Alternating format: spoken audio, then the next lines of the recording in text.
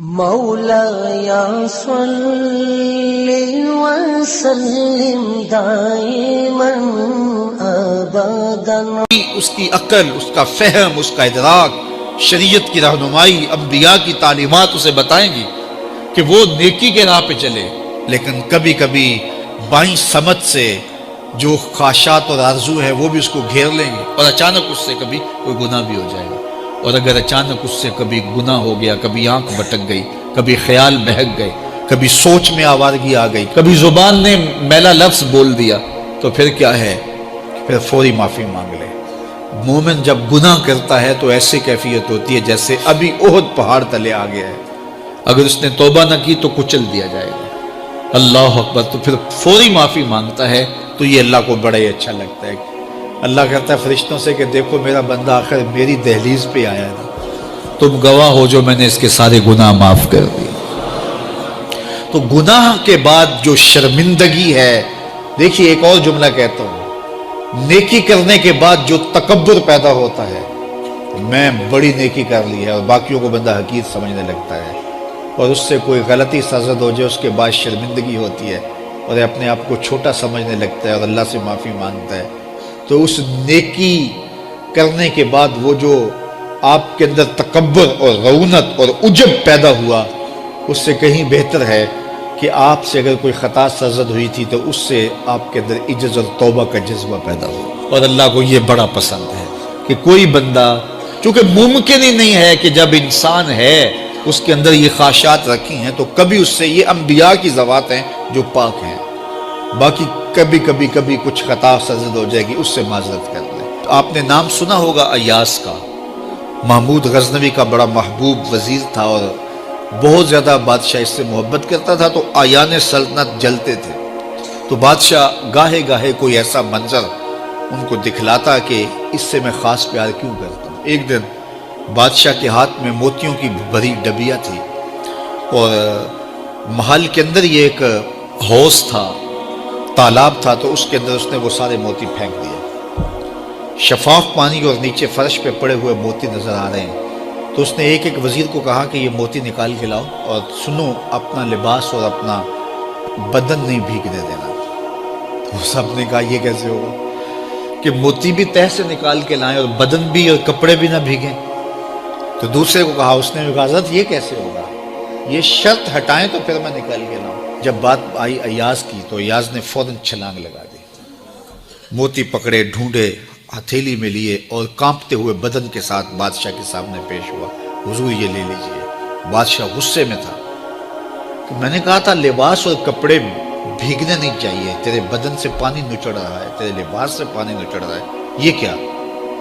تو ایاز نے ہاتھ باندھ کے کہا بادشاہ سلامت، آپ کے دو حکم تھے، ایک حکم یہ تھا کہ موتی نکال کے لانے، دوسرا حکم یہ تھا کہ کپڑے اور بدن بھیگنا نہیں چاہیے۔ ایک کام میں نے کر دیا ہے، دوسری غلطی ہو گئی ہے، معافی چاہتا ہوں۔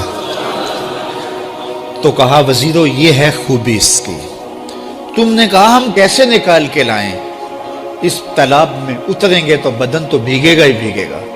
تو کہا جب شہوات دی گئی ہیں، خواہشات رکھی گئی ہیں، آرزویں دیوانی ہیں، اور پھر اس کائنات کے اندر رہ کر کے حضرت انسان کبھی تو اس تالاب کی غلاظت سے اپنے آپ کو بھر ہی دے گا، تو پھر کمال کیا ہے کہ نیکی کے پھول پیش کر دے، سجدے کے موتی پیش کر دے، رکوع اور قیام کے موتی پیش کر دے، ہمدردی انسانیت کے ساتھ پیار کے موتی پیش کر دے، سارے موتی پیش کرے، پھر مالک کا جلال کہ تیرے کپڑے کیوں بھیگے، یہ گناہ کیوں کیا، یہ گناہ کیوں کیا، ہاتھ جوڑ کے کہے مالک اس کی معافی مانگ، تو اللہ تعالیٰ پچھلے گناہ نہ صرف معاف کرتا ہے بلکہ ان گناہوں کو نیکیوں میں تبدیل کرتا ہے۔ وہ ایک فقیر بادشاہ کے دربار میں جا نکلا نا، تو کہا کہ بادشاہ یہ تخت و تاج کیا ہوتے ہیں، اس کی کوئی قیمت نہیں ہے۔ تو بادشاہ ہنس کے کہنے لگا اس فقیر کو باہر نکالو، اسے کیا پتا ہے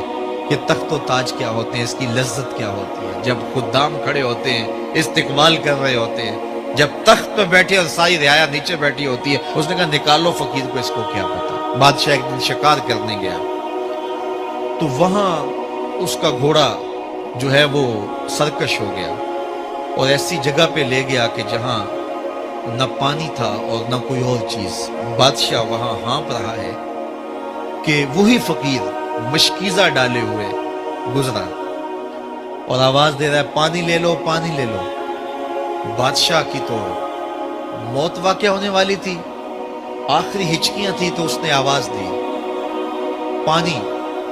تو اس فقیر نے کہا کہ ہاں تمہارے پاس ہے کوئی قیمت پانی دینے کی؟ اس نے کہا میں بادشاہ ہوں اس ملک کا. اس نے کہا ہوتے ہوگے، مجھے غرض نہیں ہے، میں تو بیچتا ہوں پانی. اس نے کہا بابا میں بادشاہ ہوں، جو مانگو گے میں دوں گا، مجھے پانی دو، میں مر رہا ہوں. اس فقیر نے کہا آدھی حکومت لگے گی. اس نے کہا آدھی لے لینا، مجھے پانی تو دو، کیونکہ مر گیا تو ساری جائے گی. اس نے پانی کا گھونٹ دیا. پیاس کی شدت تھی، جب پانی کا کٹورا اس نے منہ سے لگایا تو پانی حلق میں اٹک گیا. اب پھر دوبارہ مصیبت بن گئی. تو اس فقیر نے کہا کہ میں حکیم بھی ہوں، اگر کہو تو تمہارا علاج کر دوں. اس نے کہا ضرور کرو، لیکن اس نے کہا میں یوں ہی نہیں کروں گا، آدھی باقی حکومت بھی لگے گی، وہ بھی لکھ دو. اس نے چمڑے کے اوپر لکھوا لیا، ساری حکومت لکھوا لی، اور اس نے اس کا علاج کیا فوری. جو اس کے پاس ٹوٹکا ٹونا تھا تو اس کا پانی حلق سے نیچے اتر گیا.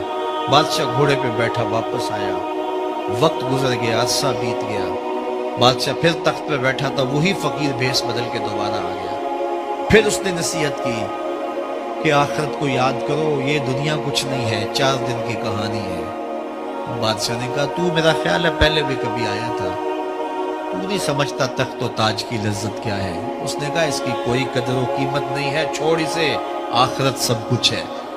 تو اس نے کہا نکالو اس فقیر بابے کو، یہ اس دن بھی آیا تھا تو آج پھر آ گیا ہے، اپنی راہ لے بابا. اس فقیر نے اپنے تھیلے سے وہ چمڑے کی دستاویز نکالی جس کے اوپر اس نے ساری حکومت لکھ کے دی تھی.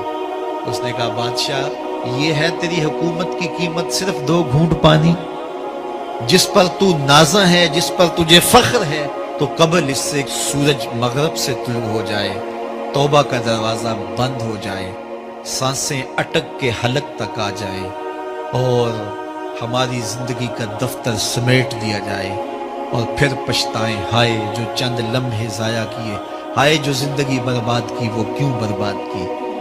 کل کے پچھتاوے سے بہتر آج کا پچھتاوا، زندگی پلٹ ہوگا، وقت پر کافی ہے ایک قطرہ بھی آب خوش ہنگام کا، جل گیا جب کھیت برسا بھی تو پھر کس کام کا. آئیے میں اور آپ اپنی زندگی کو مالک کی چوکھٹ پہ، مالک کی دہلیز پہ لے جائیں، اس کے حضور سچی توبہ کریں، رجوع لائیں، اپنے گناہوں سے معافی مانگیں. وہ کریم ایک آنسو سے سارے گناہ معاف کر دے گا. اپنی آخرت کی تیاری کریں، کاروبار دنیا بھی کریں، لیکن اصل ہماری زندگی آخرت کی زندگی ہے. صحابہ کو خندق کھودتے دیکھا تو پیار آیا تو یہی کہا اللہم ان العیشہ عیش الاخرہ، اے اللہ زندگی تو آخرت کی زندگی ہے. فاغفر للانصار والمہاجرہ، میرے انصار کو بھی بخش دے، میرے مہاجروں کو بھی بخش دے. تو اللہ تعالی ہم سب کی مغفرت فرمائے. زکوٰۃ کا نصاب کیا ہے؟ 7.5 تولے سونا یا 52.5 تولے چاندی، یا ان میں سے جس کی قیمت کم ہو اس مقدار کی رقم، اس پہ 1 سال گزر جائے تو زکوٰۃ واجب ہو جائے گی. اور اگر کوئی تاخیر کرتا ہے تو گناہ گار ہوگا، لیکن اگر کوئی ایڈوانس بھی دے دیتا ہے تو زکوٰۃ اس کی بھی ہو جائے گی، کہ 2 سالوں کی اکٹھی زکوٰۃ دے دیتا ہے تو یہ بھی جائز ہوگی کہ اس نے ایڈوانس زکوٰۃ دے دی. اب زکوٰۃ کے مصارف کیا ہیں؟ زکوٰۃ کے مصارف جو ہیں وہ 8 ہیں. فقیر کو زکوٰۃ دی جائے گی. فقیر وہ ہوتا ہے جس کے پاس کچھ بھی نہ ہو، نہ گھر ہو، نہ مکان ہو، نہ اس کے پاس کوئی زر ہو، بس بالکل خالی مخالی، ایسا شخص فقیر کہلاتا ہے. تو اس کو زکوٰۃ دی جائے. دوسرا مصرف مسکین ہے. مسکین ایسے شخص کو کہتے ہیں کہ جس کے پاس اپنا ذاتی گھر تو ہے اور تھوڑا بہت کام کاروبار بھی ہے، بچوں کی روٹی روزی بھی چلتی ہے، لیکن اس کے پاس اتنے پیسے جمع نہیں ہوئے کہ وہ نصاب کی ملک تک پہنچے. یعنی 7.5 تولے سونا یا 52.5 تولے چاندی یا ان دونوں میں سے کسی ایک کی قیمت اس کے پاس نہیں ہے تو وہ مسکین کہلائے گا، تو وہ بھی زکوٰۃ کا مستحق ہے۔ تیسرا رقاب، یعنی غلام کو آزاد کرنے کے لیے اس کو زکوٰۃ دی جا سکتی ہے تاکہ وہ اپنی قیمت دے کر کے اپنے آقا سے اپنی جان چھڑا لے۔ اور چوتھا غارم، غارم وہ ہے جو قرضے تلے دب گیا ہے اور اس کے پاس قرضہ اتارنے کے لیے کچھ نہیں ہے، تو اس مقروض کا قرض اتارنے کے لیے اس کو زکوٰۃ دی جا سکتی ہے۔ پانچواں شخص فی سبیل اللہ، فی سبیل اللہ وہ شخص ہے کہ جو اللہ کی راہ میں نکلا ہوا ہے، جو مدارس دینیہ کے طلبہ ہیں وہ بھی زمرے میں آتے ہیں، ان کو زکوٰۃ دی جا سکتی ہے۔